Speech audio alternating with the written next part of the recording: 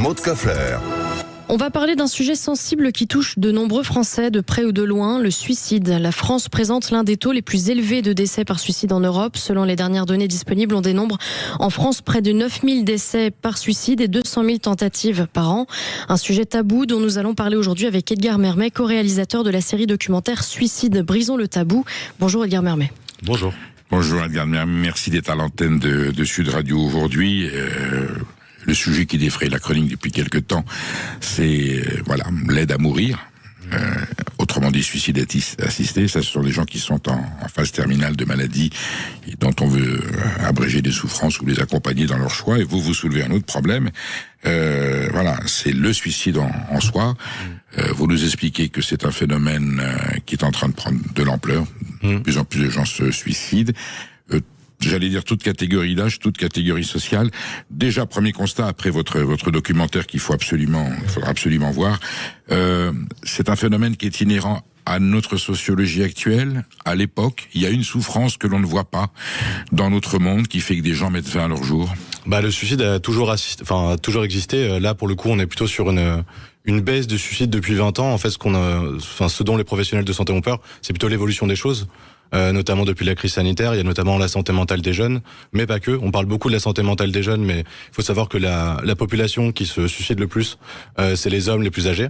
C'est les hommes âgés, c'est les seniors dont on parle très peu. Donc c'est vrai que le suicide assisté peut faire aussi beaucoup de mal en fait à la prévention du suicide, parce que la prévention du suicide, c'est justement d'essayer de sauver les gens et c'est d'essayer de leur parler et pas justement de les laisser mourir entre guillemets. Quels sont aujourd'hui en 2024, 2025, 2026 dans cette partie du 21e siècle, dans un pays développé comme la France, dans le monde occidental où on est dans dans la modernité? Quelle peut être la cause du suicide? C'est une détresse, totalement mentale. C'est une violence que l'on croit subir. Qu'est-ce qui peut pousser quelqu'un aujourd'hui à se tuer? Je pense que justement, c'est important d'éduquer sur le suicide. Déjà, de dire qu'il n'y a pas une seule cause, un suicide. Souvent, c'est ce qu'on peut voir, par exemple, dans les médias, où on va dire il se suicide à cause d'une rupture, il va se suicider parce qu'il a des dettes, alors que le suicide, c'est l'histoire d'une vie. Et donc, je pense qu'il faut remettre ça aussi dans la perspective. Donc, c'est-à-dire que le suicide, ça peut en effet être lié à des traumas, à des événements qui vont être traumatiques pour une personne. Ça peut être lié à des fragilités, en effet, notamment à la dépression, qui est présente chez beaucoup de personnes. Ça peut être lié à des troubles psychiques, comme la bipolarité, la schizophrénie, etc. Donc, c'est multifactoriel, et je pense que le suicide, il n'y a pas une seule cause, et je pense que c'est justement ça qu'il faut traiter. On ne peut jamais connaître les vrais mécanismes, puisque par définition, le suicide est un acte intime, personnel, sauf si on a laissé une lettre ou un témoignage d'explication.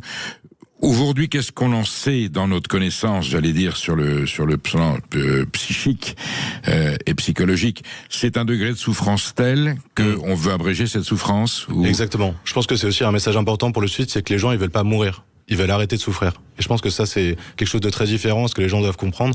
Et c'est pour ça qu'aujourd'hui, ce qui tue, c'est le silence et l'isolement. Et donc, c'est pour ça qu'il faut en parler. Il faut que les gens connaissent aussi que, il y a des ressources, qu'il y a un numéro qui s'appelle le 3114, qui est le numéro national de prévention du suicide en France, qui devrait être aussi connu que le 15 ou que le 17 et qui ne l'est pas assez connu aujourd'hui. On parle souvent des suicides d'hommes politiques. Je fais allusion à Jean Germain, maire de Tours, qui s'était suicidé avant un procès pour une affaire de mariage avec une organisation chinoise. Il devait passer au tribunal d'Orléans, il s'est suicidé avant. Olivier Marleix, on n'a pas compris ce qui se passait. Là, c'est pas une forme de souffrance, ça peut être une question d'honneur, une question de ne plus croire en l'avenir, une forme de désespoir qui n'est pas forcément une détresse personnelle. On peut décider à un moment donné, j'ai plus envie de rester dans ce monde. Justement, je pense que chacun a ses raisons, et comme vous l'avez dit, c'est très compliqué de le savoir tant que les personnes ne s'expriment pas. Et je pense que c'est ça qu'il faut dire, c'est que, encore une fois, l'isolement et le silence tuent, et donc il faut que les personnes parlent, il faut que les personnes sachent qu'ils ont des gens à qui parler, il faut que toute la société aussi se prennent part du sujet, qu'on puisse parler à des collègues, à des amis, pas seulement à sa famille, pas seulement à des professionnels de santé, pas forcément à des psychiatres ou à des psychologues, alors qu'on sait que l'accès aux soins justement aujourd'hui c'est très fragile, que la santé est un milieu qui ne va pas bien, et que donc évidemment la psychiatrie et donc le lien à l'autre, et notamment pour les personnes qui sont dépressives ou qui ont d'autres troubles, est assez compliqué. Alors là on vient justement au contenu même du sujet qui est soulevé par votre documentaire. Qu'est-ce qu'on peut faire aujourd'hui dans une société comme la nôtre, la société française? Il y a de la prévention. On sait que la santé psychiatrique et la psychiatrie est très très mal en point aujourd'hui en France.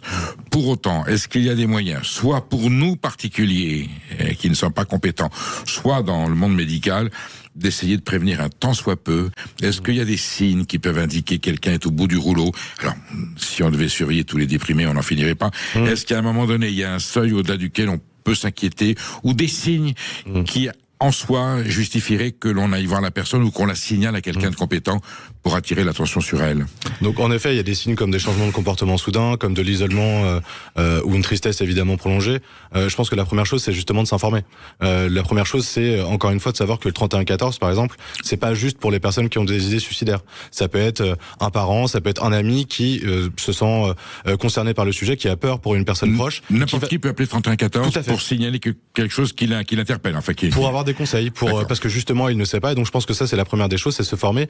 Il y a des programmes comme le programme Sentinelle qui justement permet à des citoyens de détecter les signes, parce qu'en effet, si jamais on n'est pas formé, c'est impossible de le savoir, et on peut très bien avoir aussi une mauvaise passe, passer une mauvaise nuit, et donc c'est pas parce que quelqu'un est pas bien un jour que forcément il va mal. Mais en revanche, si on n'est pas formé et si on n'est pas informé, c'est dur de voir les signes. Les sociologues, les psychiatres, je ne sais pas s'ils travaillent ensemble, je pense qu'il y a des scientifiques qui se penchent sur la question du suicide.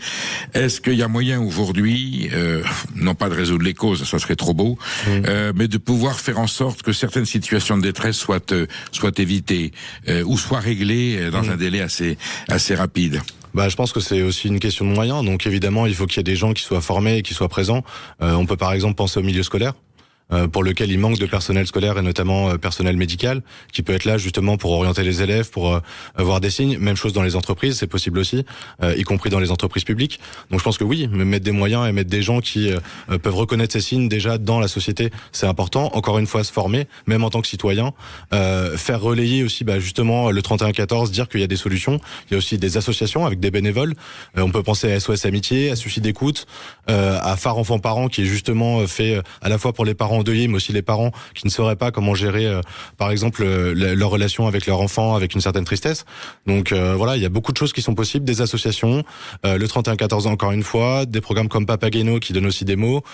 Donc il y a des choses, il y a des informations. Le problème, c'est qu'il faudrait aussi peut-être des campagnes de communication.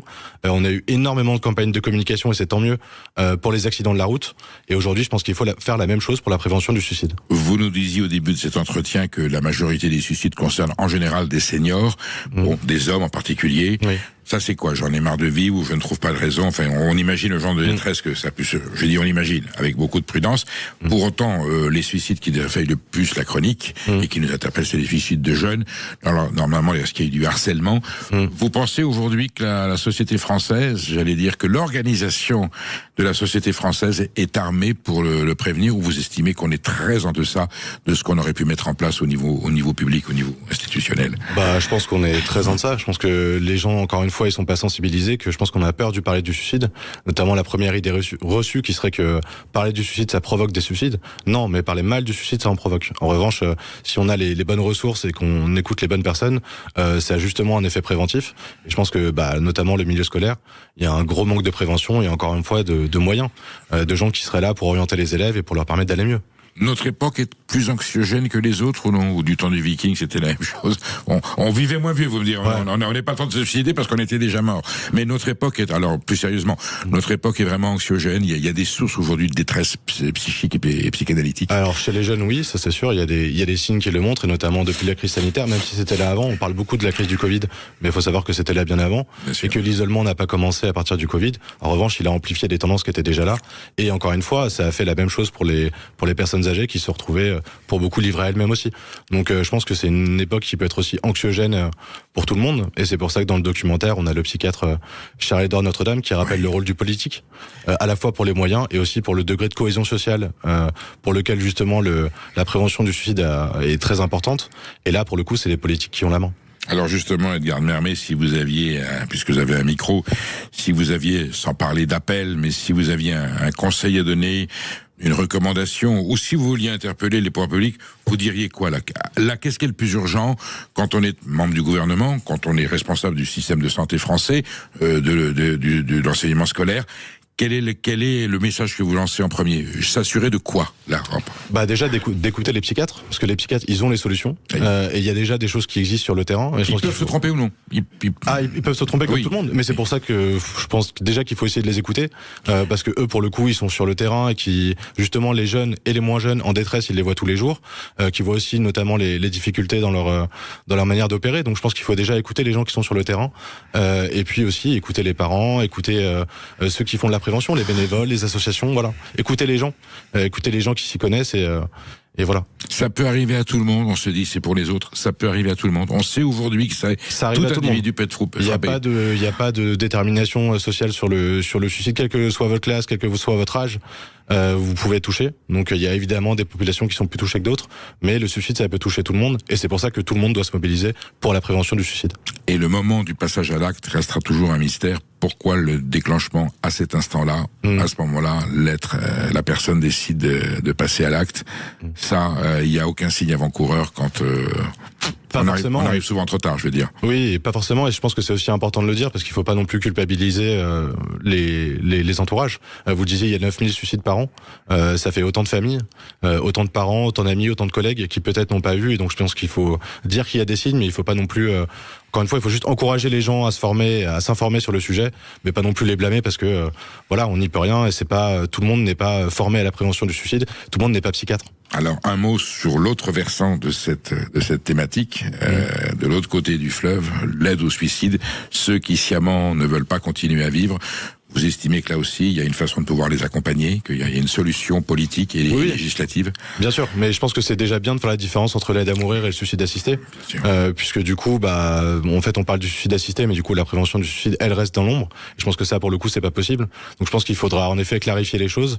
Et après, je pense qu'encore une fois, il y a des psychiatres qui ont des choses à dire, qui sont pas forcément pour cette loi, en tout cas avec beaucoup de modifications. Donc je pense qu'il faut écouter tout le monde et il faut essayer de faire de la concertation et de la médiation, donc, même si c'est pas facile. Bon, le débat n'est pas clos, on est bien d'accord? Ah non, le débat n'est pas clos. Et j'aurai certainement l'occasion de vous demander de revenir témoigner sur l'évolution de cette réalité. Merci, Diarra, d'avoir été avec nous sur Sud Radio.